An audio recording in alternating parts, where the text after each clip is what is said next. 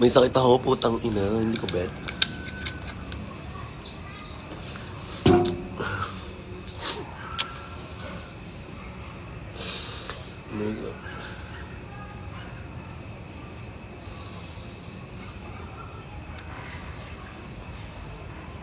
May sakit ako, malala. Hindi ko bet.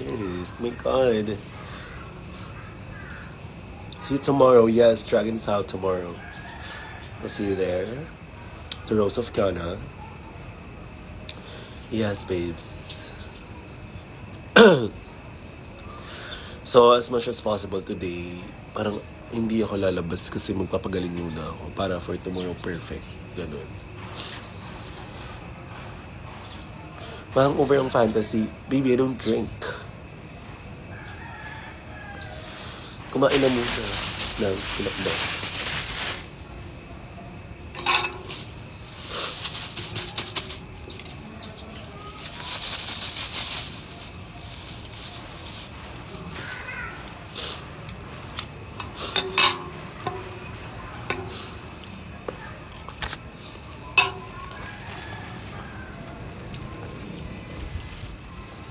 Yes, stay hydrated.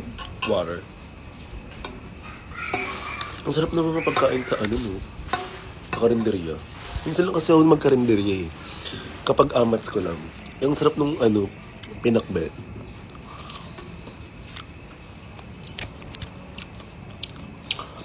Chika-chika mo naman mapuksaan sa ex, di ko alam nangyayari. Hindi mo ko utusan na. Bakla. Look it up. Mas mainit ulo ko pag may sakit. I don't work for you, babe.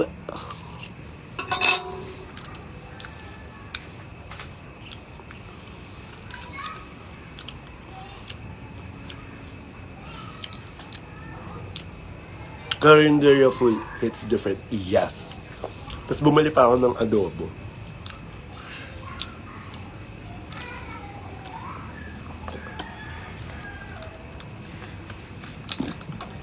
Inutusan ako, bakla hindi nga ako updated sa drama sa Twitter, bakla. Tapos ako tatanong.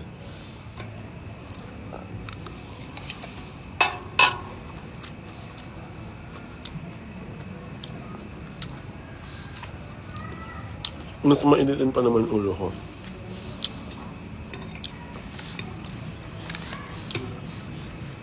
Nikki Chismis, that's not a good thing, babe. Honestly.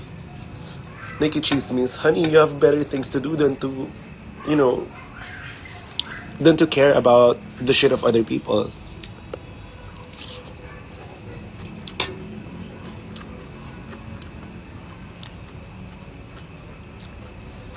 Correct? Just do your own thing. There's a lot of things that you should do na mas productive kasi makichismis sa ibang tao.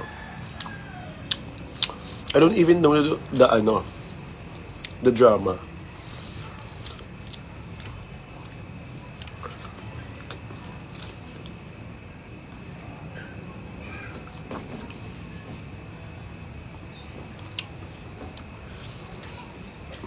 Diba ang sarap ng ano? Ang sarap ng pinakbet. Ay, nung nakita ko, bakla ang sarap.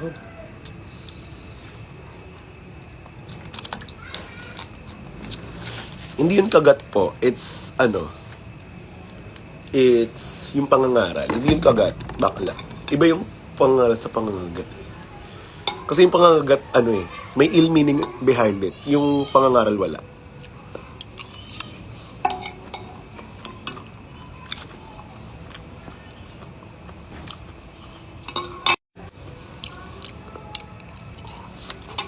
Gaga-free tayo nga. I-zoom out daw dahil maraming nakasampay.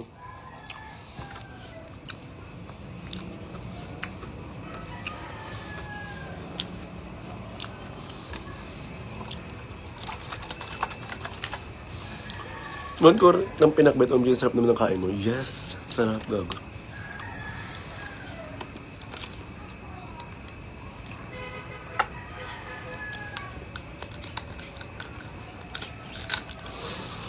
Tapos, after this, kainin natin yung adobo, girl.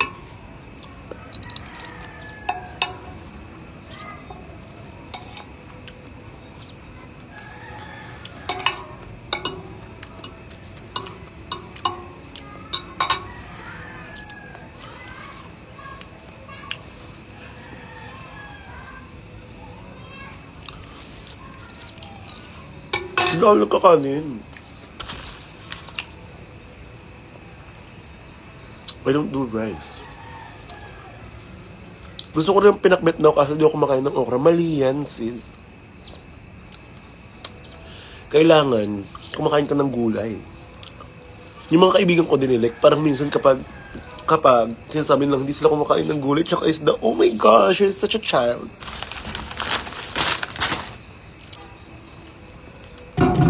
Mali yun, girl. Kailangan kumakain. Love si Alaga. Yes. I'll see you later. Pili ko mamaya magkikita rin tayo.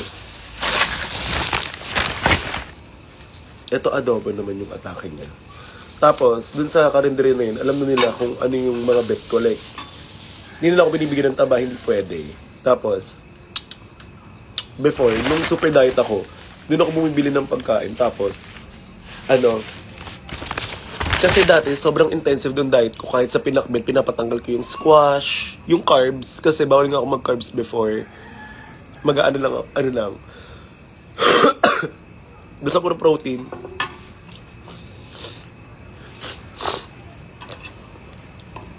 May ukit wa ko, bet.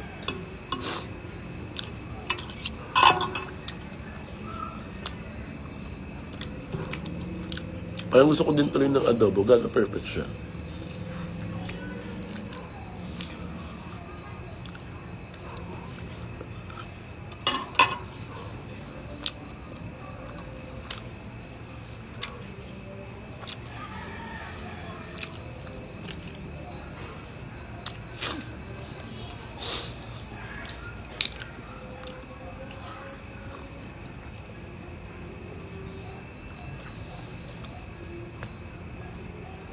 Thoughts sa Women's Month issue, Motherver. Anong issue sa Women's Month? Diba, tingnan nyo, wala na akong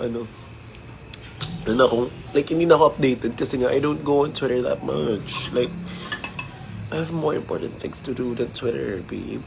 Wala na nga yung app, eh. Like, I'm a very busy person. Hindi. Paano sa sweets? Before, hindi ako kumakain ng sweets. Tsaka parang before, per day, ang tinitake ko lang na sugar is 30 grams.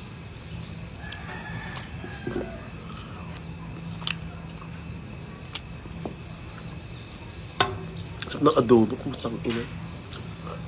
Asa ang halat? Ang alat, malala.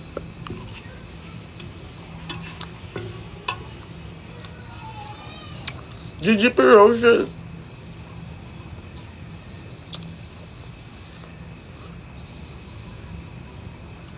Yeah.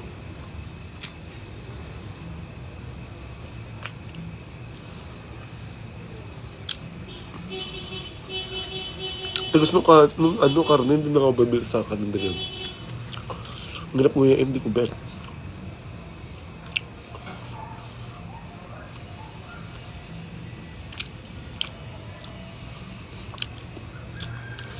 Visit ka Cebu, please. Alam mo, if it wasn't for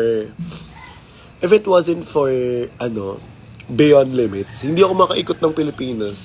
Alam nyo, parang yung mga like the organizers think na hindi ako nagpa-perform. Like, hindi ako quote-unquote perform and everything.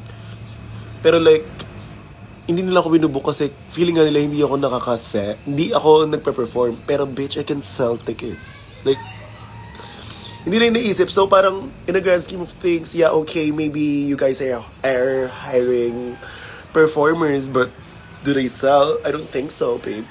So parang minsan yun yung medyo tampo ko sa mga kasi hindi nila naisip yung parang business standpoint of things. Maybe siguro mas focus sila on drag, whatever, yeah, that's fine. But like, baby, she sells. Like, napupuno ko yung mga eksena ng mga So, I'm just beyond grateful to Beyond Limits. Kasi if it wasn't for them, hindi ako makaikot ng Philippines. Ngayon, kapag yung mga bars na yon, tsaka lang sila magbubuk, baby, hindi ko talaga, like, papahirapan ko talaga ng slide kasi sis, bakla.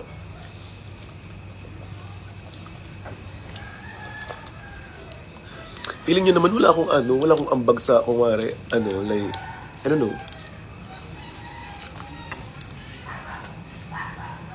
Yun nga eh. Tapos hindi nila ako binubook. Parang hindi nila nakikita yung ano. Pero kasi hindi ko din masyado piniflex eh.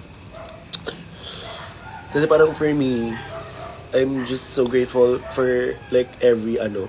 Like ayoko maging mayaman kasi sis baka mamaya next time hindi na. Alam niyo ba minsan, meron kaming kaba factor kapag ano, kapag nagpa-perform kami within that day tapos ano, like wala pang pumupuntang tao, dun sa kumwari mga 11 pa lang, tapos ang onti ng tao, sis nakaka-ansya siya.